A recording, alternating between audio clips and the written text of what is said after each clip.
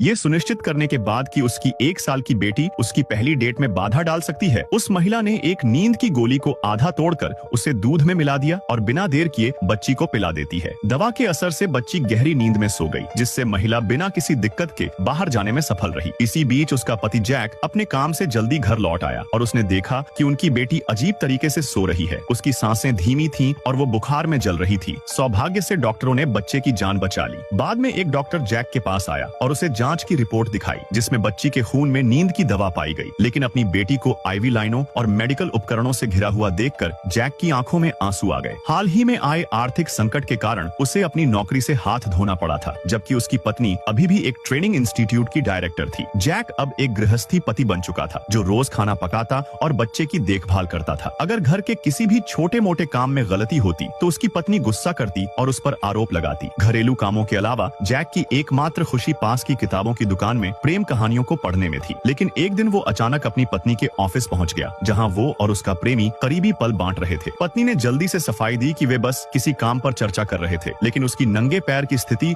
और सहायक की घबराहट ने जैक के मन में संदेह पैदा कर दिया। घर लौटते समय उसकी पत्नी ने अचानक कहा कि उसे एक ग्राहक से मिलने जाना है और जैक को रात का खाना तैयार करने के लिए कहा, लेकिन वास्तव में वह सीधे अपने प्रेमी के घर चली गई। अगले दिन जैक ने अपनी पत्नी की चाबी के गुच्छे में एक अनजान चाबी देखी। जैक को शक हुआ कि जरूर ये उसी आदमी की चाबी है जिसे उसने अपनी पत्नी के साथ देखा था, और जब उसने उस पते पर जाकर चाबी ताले में डाली तो दरवाजा खुल गया। अंदर जाकर उसे बेड साइड टेबल पर अपनी पत्नी और उसके प्रेमी की अतरंगी तस्वीरें मिली। इससे भी ज्यादा परेशान करने वाली बात ये थी कि उसे अपनी बेटी के जन्म के समय की भी कुछ तस्वीरें मिली, जिससे उसे शक होने लगा कि क्या बच्ची वास्तव में उसकी अपनी संतान नहीं है। इस खोज के बाद जैक पूरी तरह बदल गया। उसने रोमांस उपन्यास छोड़कर जासूसी किताबें पढ़नी शुरू कर दी। कुछ दिनों बाद महिला फिर से अपने प्रेमी के घर गई और वहाँ बच्चों के लिए नए सामान देखकर नाराज हो गई। जब उसने अपने प्रेमी से इसका कारण पूछा तो उसने सुझाव दिया कि वह अपनी बेटी को वहीं ले आए और वे तीनों साथ रहें। यह सुनकर महिला को एहसास हुआ कि यह रिश्ता केवल कुछ ही पल का था और अब इसे समाप्त करने का समय आ गया है। घर लौटने के बाद उसने असामान्य व्यवहार किया, घर के काम किए और जैक के लिए खुद खाना बनाया और अपने इस व्यवहार के लिए माफी मांगी। जैक ने ज्यादा कुछ नहीं कहा, बस यही उम्मीद की